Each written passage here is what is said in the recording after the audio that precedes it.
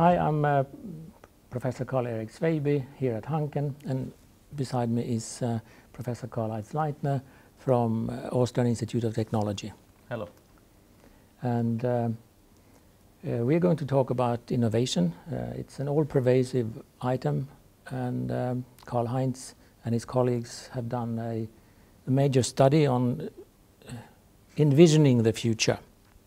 So what visions do you believe are the sort of the most important for the future in this project? Yeah, the first vision is, of course, what we observe is an increasing participation and opening of the innovation process, which means that we see more deliberative elements, so that citizens, users, customers, research organizations are collaborating together to develop new solutions, new services, new technologies. And to some extent, this participation and this involvement is, of course, also driven by the intention of all these actors to develop new or better solutions. So sometimes citizens or users are, for instance, not satisfied with the innovations which are developed by the companies. So they want to have more sustainable, more healthier products with less negative impact on environmental dimensions. And so they try to get involved and even develop by themselves innovations. So I think this is one major trend. On the other hand, of course, I think what we observe is in general a strong increase of the awareness for innovation. So innovation is considered as very important, both for companies and of course also for nations. And companies are very often, almost all companies are pursuing innovation strategies. And of course also countries, nations try to foster the innovativeness by very comprehensive innovation policy measures. So I would say this is a broad trend, and we could even envisage a future where we have an innovation imperative and even such an acceleration or pace of innovation that it have also some negative consequences. In this book, Challenging the Innovation Paradigm, we explore the unintended and undesirable consequences of innovation. Innovation, we say, is both good and bad. It has both the good sides, but it also has the negative sides.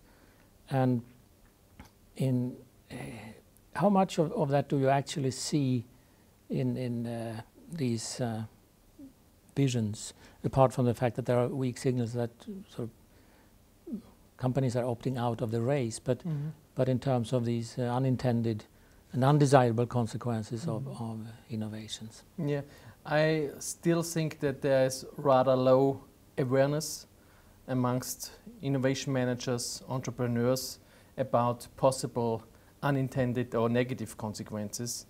And in addition, I think it becomes more and more difficult if we think on the changing and even more complex business environment, landscape and society to foresee such unintended consequences. So this is, if you so like, the one coin of the medal.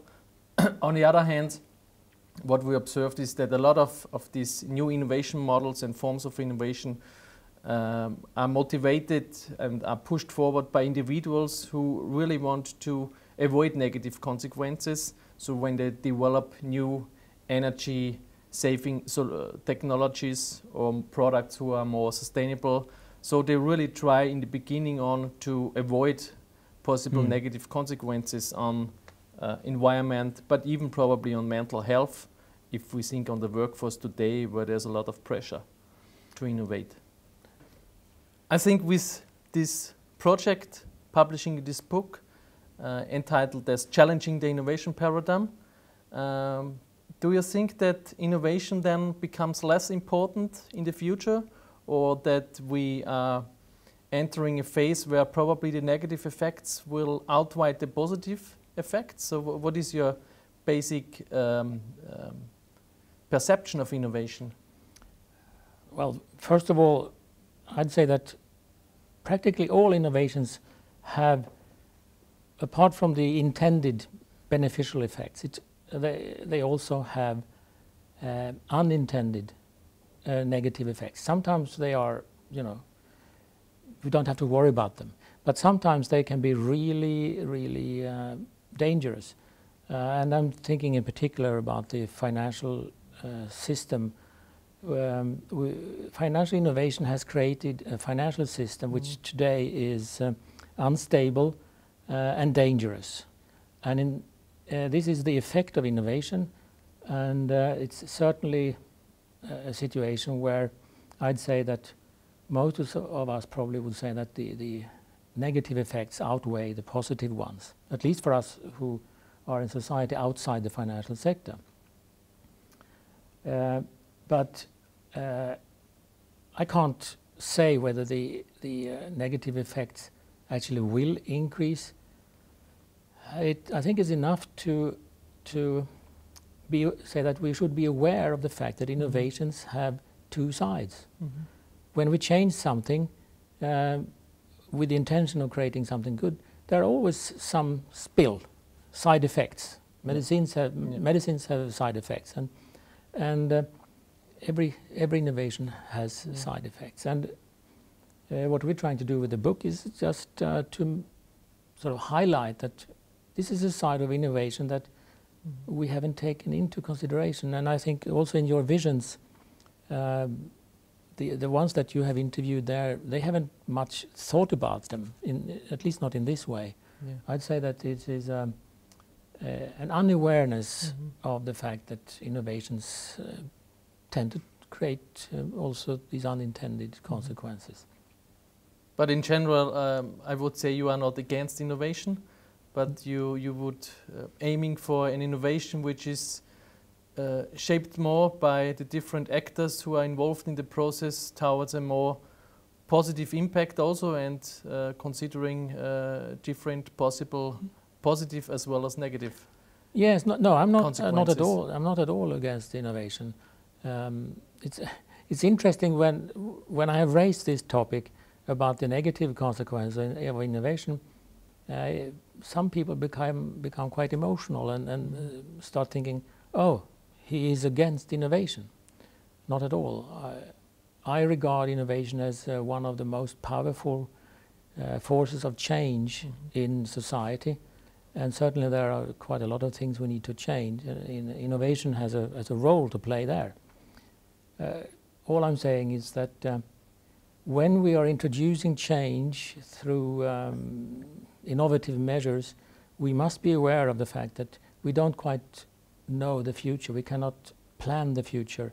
There will always be things that don't go the way we intended. And those are the things that I think if we address them and take them up at an early stage, we might increase the net benefit, positive effect of innovation. They don't go away just because we don't talk about them.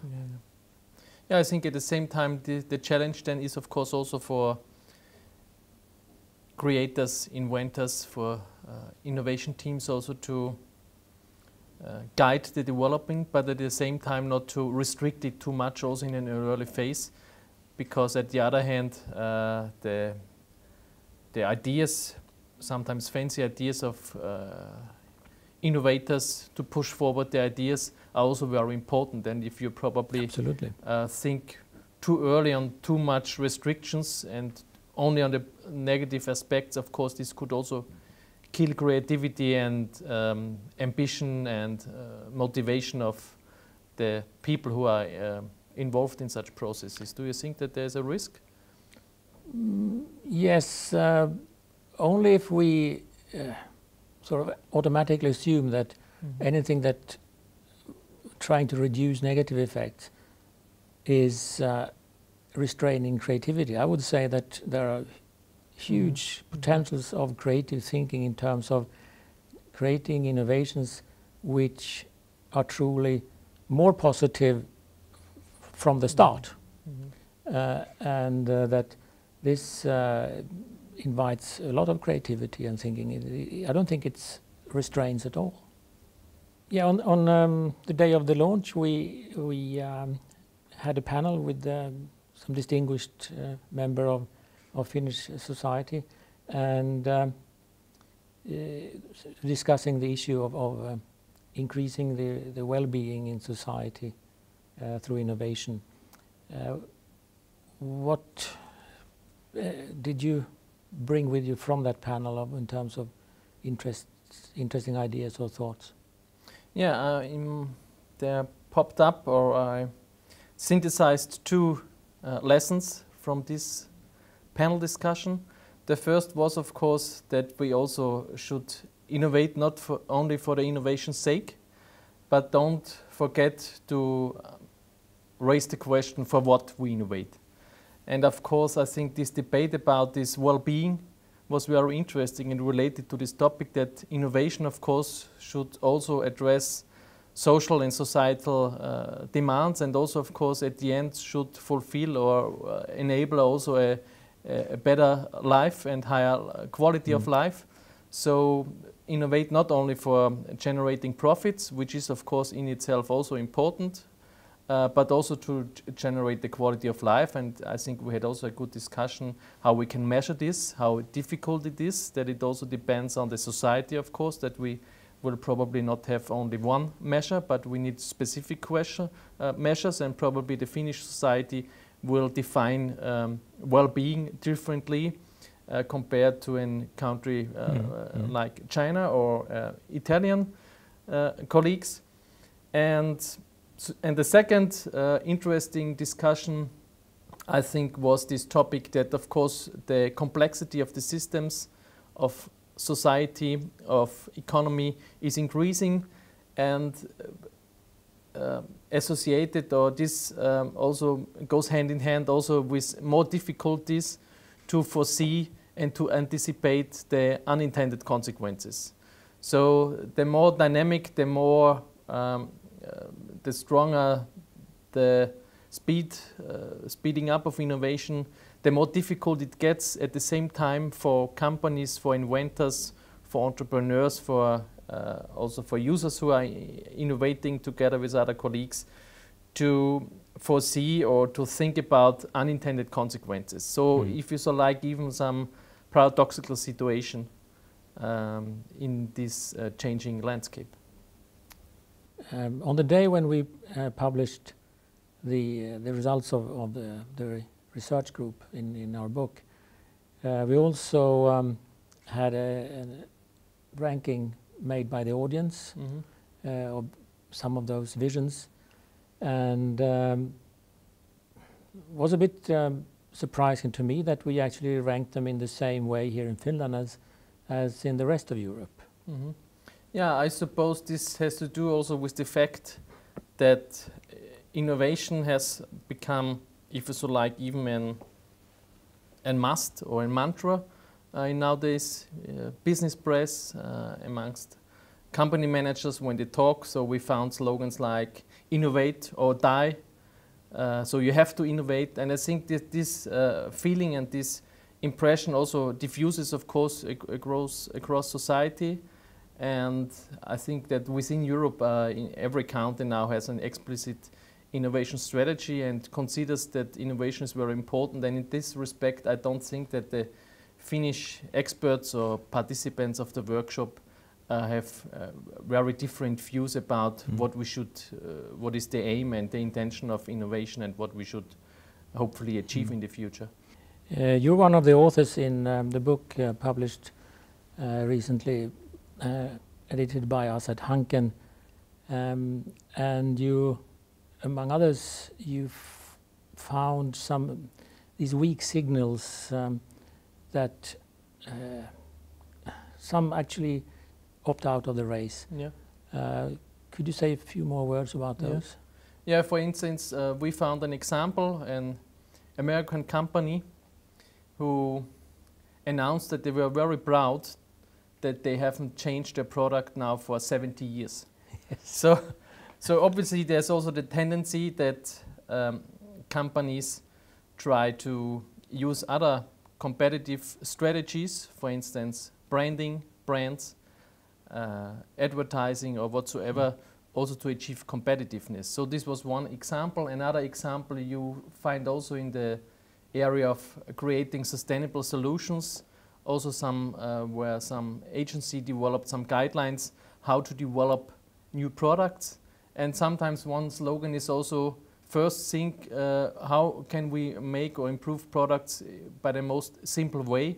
So not necessarily make products even more complex and complicated, which leads very often to an over-engineering of products, but keep it simple and therefore fulfill the basic demands for products and for customers.